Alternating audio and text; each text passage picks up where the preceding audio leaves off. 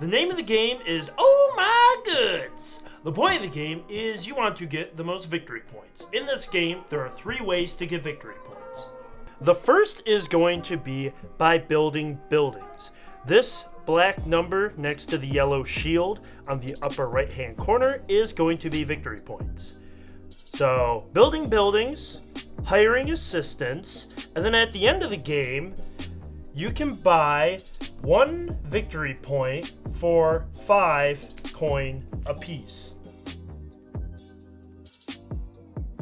Oh My Goods is played over the course of several rounds, which are separated by 4 phases: new hands, sunrise, sunset, and building and production. The beginning of the round starts with new hands, and each player starts the game with 5 cards in their hands. During the first phase of a round, a player can choose to discard all of the cards from their hand and draw back up to what they had before.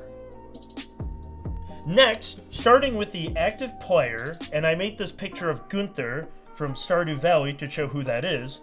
Unfortunately, I ran out of toner and he turned into the strawberry kernel, but the active player is going to deal 2 cards to every player at the table, including him or herself. Now we move on to phase 2, which is sunrise. The active player is going to draw cards from the deck and put them face up like this into what is going to be called the market display. And he or she will stop drawing those cards as soon as 2 half-sun symbols appear. The cards in this game are multifunctional and can be used in 3 ways. As buildings that players can play in front of themselves, so this is a bakery. As resources depicted on the middle left side of the card, so this is wheat. And also placed face down on top of other buildings to represent goods that were produced. So these face down cards are representations of coal.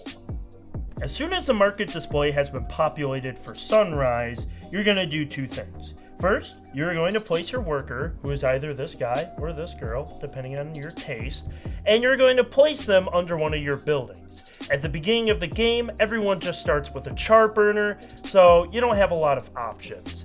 And then the second thing you're going to do is you're going to choose one of the cards from your hand and place them face down as a potential building that you may or may not build during the 4th phase of the game. So when it comes to placing your worker, you have 2 options. You can either produce efficiently on a building or produce sloppily. Now what does that mean? To produce efficiently means that you're going to be able to get all of the resources depicted here on the bottom left of the card. So this charburner needs 2 wheat and a wood to produce a coal. So if I can get my hands on all of those, and that means I can produce efficiently, and I'll create 2 goods.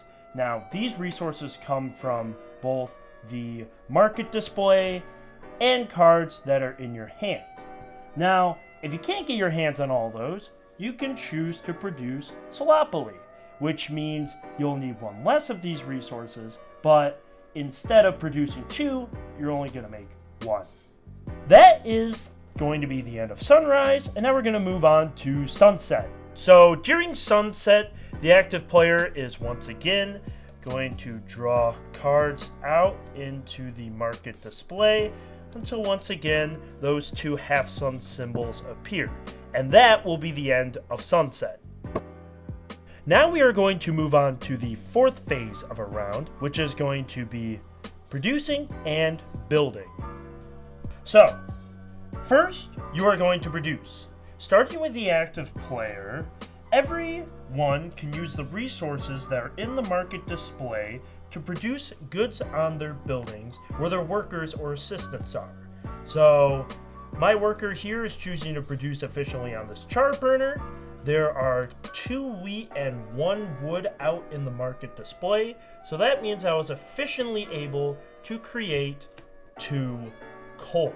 Now, whenever a building is able to produce, you are allowed to use its chain production, which is labeled here on the bottom right of the card. So for any additional wood that's out in the market display or in player's hand, you are allowed to produce an additional of that resource. So I only used one of these woods.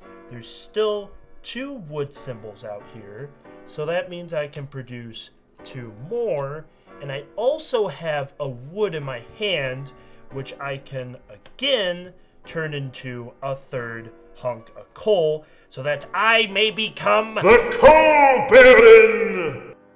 So the second thing you're going to do is building. And you have 3 choices. You can either build the building that you put face down during sunrise, you can hire an assistant from the middle of the table, or you can pass. If you choose to build a building, you're going to flip over that card that you put face down, and you must pay the cost that is on the upper left-hand corner of this card. So this brick manufacturer costs 2 coin to build, and coin in this game is going to come from selling off goods that you produce.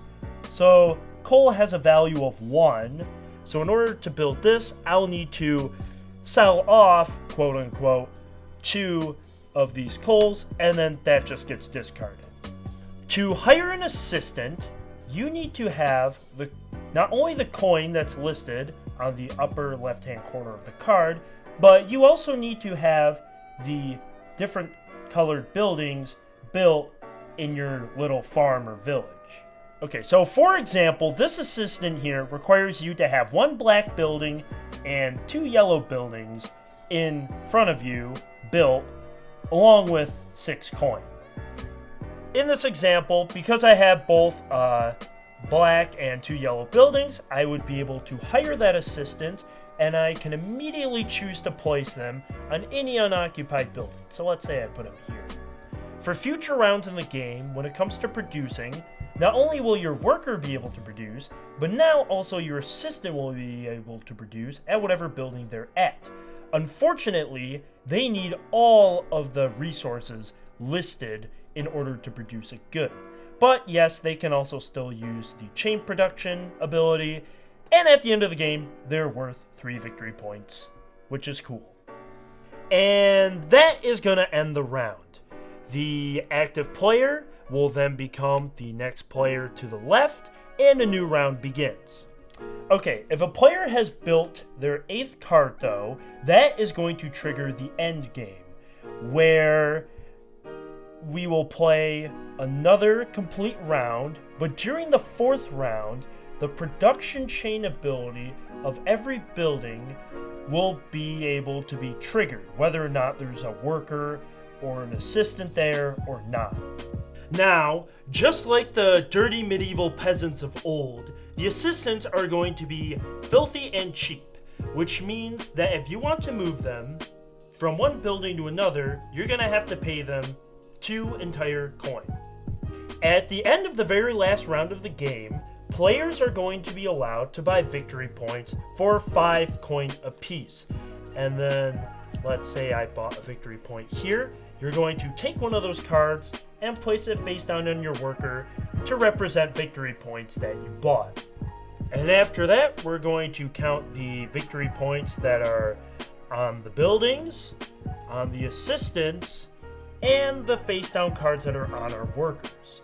Whoever has the most victory points wins, and tiebreakers are broken by whoever has the most money left over after buying victory points.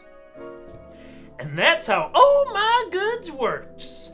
And the best way to learn is to play.